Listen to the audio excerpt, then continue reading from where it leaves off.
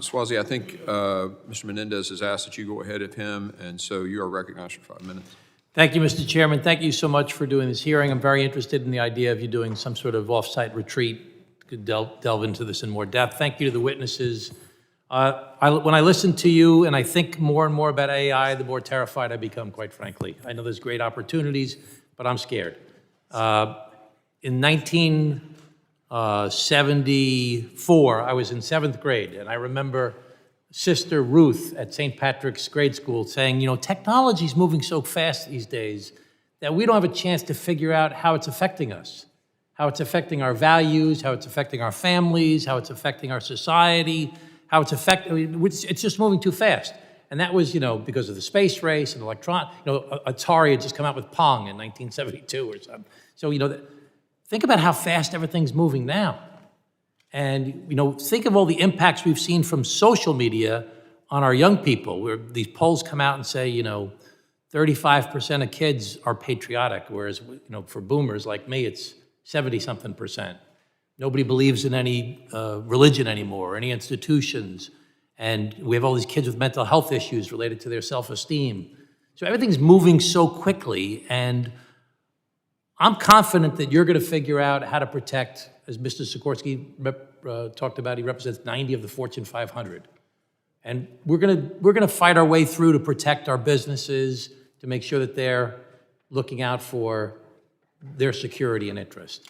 And hopefully we'll think of more things with our government. But I'm worried about our kids. I'm worried about our senior citizens getting scammed. I'm worried about people using our voices to say things we didn't say.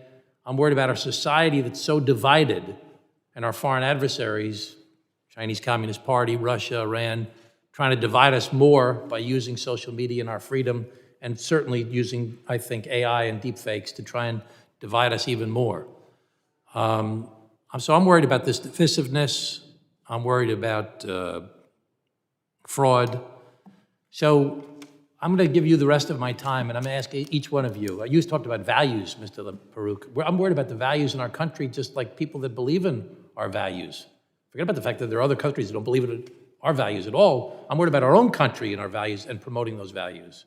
So each of you, just give me 30 seconds each, if you can. What's the number one thing on the big picture you think we need to be focused on right now to address not the positive parts of AI, but the scary parts of AI?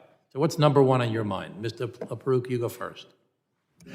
I would say it has to be a comprehensive approach from the creation of systems to input of data and inputting in proper situations to retrieval and use of results. And that's something that there have to be a lot of factors to bring together in the national security space because it's so often veiled in secrecy. That means we have to find mechanisms for transparency and oversight because you don't typically have that sort of light that you can shine on potentially in the private sector and business practices or even other parts of government. So I think we have to find ways to promote that oversight, making sure that we're upholding those principles for responsible use, even when you don't always have the same level of public insight. So oversight to watch the input of data? Oversight and everything from procurement to what data is being input to how you're using data, what kind of human review and corroboration you have, how much you rely on it. It has to be. That sounds awfully big effort. Okay, Mr. Amlani? I mean, as a father of 3 children, all of whom use digital tools regularly, I think, first off, we're placing a large responsibility on parents to be able to monitor the digital communications of our children. There aren't the age verification mechanisms currently today to be able to provide a gateway to make sure that the right people are accessing the right systems at any point in time. I think it goes back to the identity layer of the internet that I mentioned before. As you mentioned, there's all kinds of online bullying, extremism, recruiting, other things like that that are happening online, and it's all being done, not just in the dark web, but actually out in the open. But it's because we don't have the ability to be able to properly recognize who people are online, and it creates mechanisms and difficulties for making sure that we can actually have stronger values enforced and allow parents to be empowered. Okay, better IDing people. Mr. Sikorsky? Yeah, I agree with both those takes so far, but the other one that I would consider and put out there is the education piece. So So I talked heavily already about cyber education and the workforce that's going to defend the nation next as being paramount, but there's also an education piece for the rest of society when it comes to security and AI and disinformation, right? And knowing that what you're seeing on your phone may or may not be real, right? And people in an age where people are getting their news by just scrolling through their phone second after second, I think that's something that really needs to be considered. And then how do we eliminate those kinds of things that are not real? Mr. Chairman, could we let Mr. Demmer answer? He hasn't been able to answer a question for a while. Go ahead, Mr. Demmer. Thank you for the question, Congressman. I agree with you on the societal and technological advancements, creating some downstream maybe impacts that are unintended.